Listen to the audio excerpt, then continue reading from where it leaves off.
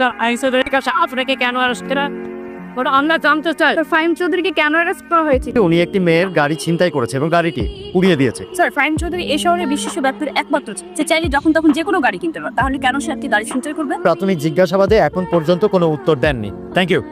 বললাম স্যার, আপনি এই শহরের বিশিষ্ট ব্যবসা, সেখানে এমন কি ঘটনা ঘটলো যার কারণে এই পুরাতন মডেলের একটি গাড়ি কেন বাসে ছিনতাই করলো এবং ফাইনালি তাতে আগুন দিল? আমার ছেলে কাজটি করেছে, এটা সত্য। কাজটি আমার ছেলে কেন করেছে ওটা আমি আপনাদেরকে জানাবো। সেটা হচ্ছে, আজকে যা কিছু তুমি দেখছো একসময় কিছুই ছিল না। একসময় আমি আমার সবকিছু হারিয়ে ফেলি, তোমার মাকে হারাই, সবকিছু হারিয়ে আমি শূন্য হয়ে যাই, কেবল একটা জিনিস ছাড়া, তোমার মায়ের দেওয়া ওই গাড়িটি, যেটা আমি কখনোই হারাতে চাই। আমার সেই প্রিয় গাড়িটা মাত্র 1.5 লাখ টাকায় বিক্রি করে আমি আবার নতুন করে শুরু করি। আমার এখন অনেক গাড়ি, অনেক টাকা, অনেক সম্পদের সেই গাড়িটা কখনো আর ফিরে পাইনি, যেটা আমাকে খুব কষ্ট দেয়। ওই গাড়িটা পেলে আমার যা সম্পত্তি আছে সবকিছুর বিনিময়ে ওটা আমি ধরে রাখতাম। আমি আজও তোমার মায়ের সেই উপহারের কথা বলতে পারিনি। আই স্টিল টিন দ্যাট কার।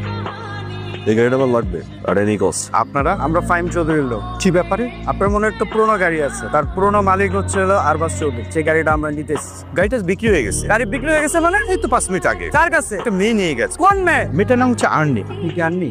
জি, আমি আনবো। আপনার? আমরা বিশিষ্ট ব্যবসায়ী ফাহিম চৌধুরীর লোক। ফাহিম চৌধুরী আমার কাছে আপনি আজকে মার্সিডিজ ব্র্যান্ডের একটি গাড়ি কিনেছেন। গাড়িটি আমাদের লাগবে। লাগবে মানে? এখানে 50 লাখ টাকা আছে। গাড়িটা যে আমি সেল করবো এটা আপনাকে কে বলেছে? সেল না করার কি আছে? এখানে 50 লাখ টাকা আছে, আপনার গাড়ির 3 গুণ দাম এখানে। দেখুন, আমি গাড়িটা সেল করবো না। 1 কোটি। আমি বললাম তো আপনাকে গাড়িটা আমি সেল করবো না। আমি গাড়িটা সেল করবো না, আপনি এখন আসতে পারেন। 1.5 কোটি? আপনারা কি যাবেন নাকি আমি দারুণ ডাকতে বাধ্য হব? ঠিক আছে। মেয়েটার কাছে গিয়েছিলাম, ওনাকে 1.5 কোটি টাকার মতো অফার করছে, সেটা তো উনি রাজি হয়নি। একটা কথা শুনেছেন, সোজা আঙুলে ঘি না উঠলে আঙুলটা বাঁকা করতে হয়।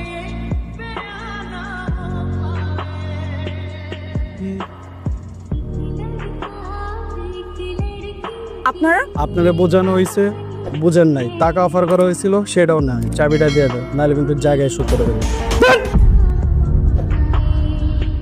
স্যার, আপনার ছেলে আমার একটা গাড়ি ছিনতাই করেছে।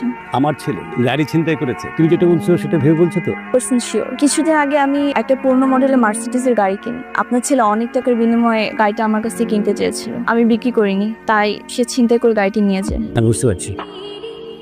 এই নাও, তোমার গাড়িটা নিচে রাখা আছে। আমি আমার ছেলের জন্য সরি বলছি। Thank you so much sir. Ayesha আপনার নামে প্রচুর উল্টাপাল্টা কথা বল। তারপর বড় স্যার রাগ করে গাড়ি চাবি দিয়ে দিস। স্যার, বড় স্যারের কষ্ট পেয়েছে।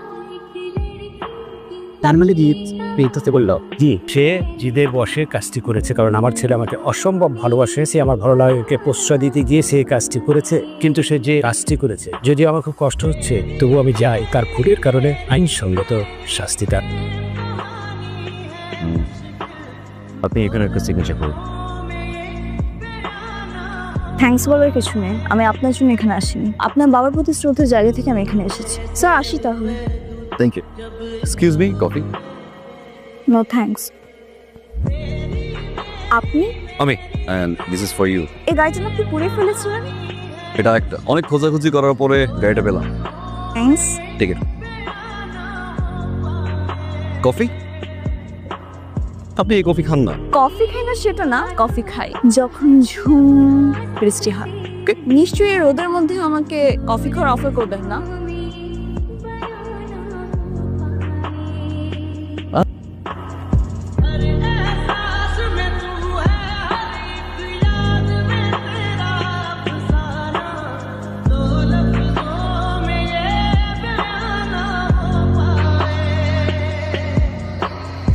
একটু ভালোবাসি তোমাকে, সারাজীবন ভালোবাসছে। এটা ম্যারি মি এমনি। সরি ফাহিম, আমি এঙ্গেজড। এটা হচ্ছে আমাদের এঙ্গেজমেন্ট রিং। এনগেজমেন্ট হয়েছে, বিয়ে তো হয় নাই। খুলে ফেললেই হয়ে যাবে। ফাহিম, এটা সম্ভব? আমার তো সম্ভব না তোমাকে ছাড়া। এটা আমার ড্রিম। একসাথে বুড়ো হবে, একসাথে বাঁচবো। ভালোবাসি তোমাকে আমি। ফাহিম, পাগলামি করো না। যেখানে ভালোবাসা আছে সেখানে পাগলামি। রাইট নাও, এখন চলো, রিং খুলে দিয়ে আসবো। ফাহিম, এটা সম্ভব না মানে সম্ভব না। সম্ভব না। না, সম্ভব না।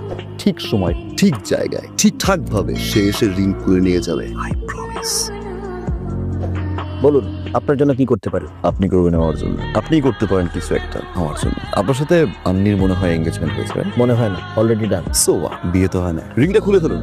মানে আন্নির হাতে রিংটা খুলে ফেলুন। কেন? জীবনের প্রথম কাউকে ভালোবেসে। মিস্টার ফাহিম, আপনি আন্নিকে যতটুকু ভালোবাসেন তার চেয়ে অনেক বেশি ভালো আমি বাসি। এই জন্যই হয়তো আমার দেয়া রিং আন্নির হাতে। So it's impossible. অ্যামাউন্টটা বসিয়ে তারপর পসিবল করো। আমাকে কেনার মতো টাকা আপনি ফাহিম চৌধুরী কিংবা আপনার বাবা আজাদ চৌধুরীর কাছে নেই। আমার বাবার টাকা আপনি কেন, আপনার 14 গোষ্ঠী মিলে পড়া শুরু করলেও শেষ করতে পারবে না। টাকার হিসাব আমাকে দিতে আসবে। আমি তো টাকার কাছে বিক্রিই হব না। আমজাদ চৌধুরী কখনো টাকার কাছে বিক্রি হয় না। আমরা চৌধুরী, আমি এখানে রিকোয়েস্ট করতে আসি। আপনি যান না, আন্নির কাছে যান, তাকে গিয়ে রিকোয়েস্ট করে। আমার বিশ্বাস আপনি হেরে যাবেন। আর যদি আপনি তাকে রাজি করাতে পারেন, আমি এই লাইন থেকে সরে যাব। আমার জীবনে আমি কখনো হেরে যাইনি স্যার। যা আমার না তা কারো না। বাবা তোমার কাছে যা চেয়েছি তা পেয়েছি বাবা। শেষবার তোমার কাছে জিনিস চাইবো বাবা। আমি একটা মেয়েকে ভালোবাসি বাবা। সমস্যাটা কোথায় সেটা এনগেজমেন্ট কোনো কিছু করা ঠিক হবে না। কি বলতেছো বাবা? প্লিজ তুমি আমার মুখের দিয়ে তাকে একটাবার যাও না, প্লিজ একটাবার কথা বলো, একটাবার বুঝেই বলো বাবা। প্লিজ না বাবা। ওকে, আমার ছেলেটা খুব কষ্টে আছে, সে তোমাকে অনেক অনেক ভালোবাসে।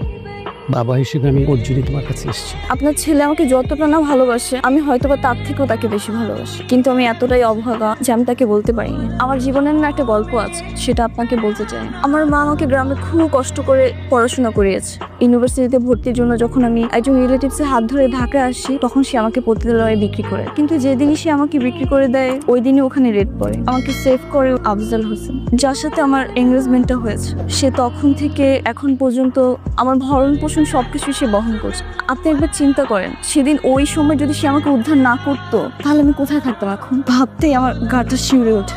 এটা ভালোবাসা না বাবা, এটা কৃতজ্ঞতা বোধ। আমি মেয়েটার সঙ্গে কথা বলেছি। I'm sure something she's not going to change her mind.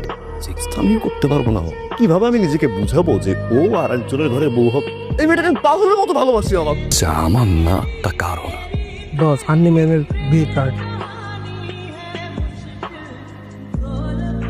আসসালামু আলাইকুম। আমাদের এই বিবাহ উত্তর অনুষ্ঠানে উপস্থিত হয়ে আমাদেরকে ধন্য করেছেন। আজকের এই সুন্দর দিনে দু একটি কথা বলতে চাই। আমি তাকে অনেক ভালোবাসি। আমার হতে যাওয়া সহধর্মিণী বুক ভরা স্বপ্ন নিয়ে গ্রাম থেকে ঢাকায় পড়াশোনা করতে এসেছিল তার এক দূর সম্পর্কের আত্মীয়র সাথে। সেই মানুষটি তাকে পতিতালয়ে বিক্রি করে দেয়।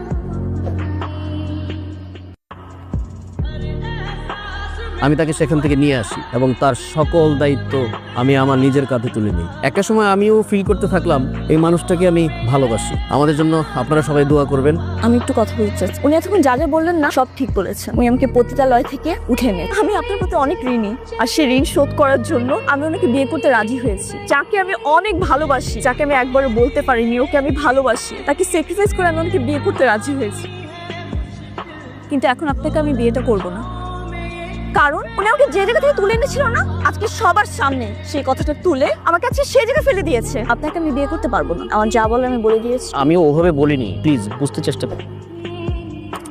বস, ম্যাডাম আপনাকে ভালোবাসার কথা চিৎকার করে বলে এই বিয়ের অনুষ্ঠান থেকে চলে গেছে বস। কিন্তু সমস্যা একটাই বস, আমরা যে গাড়িতে বোমা টিপ করে রাখছি সেই গাড়িতে করে তারা চলে গেছে। কোনো মতে যদি ব্রেকটা করে সব শেষ বস।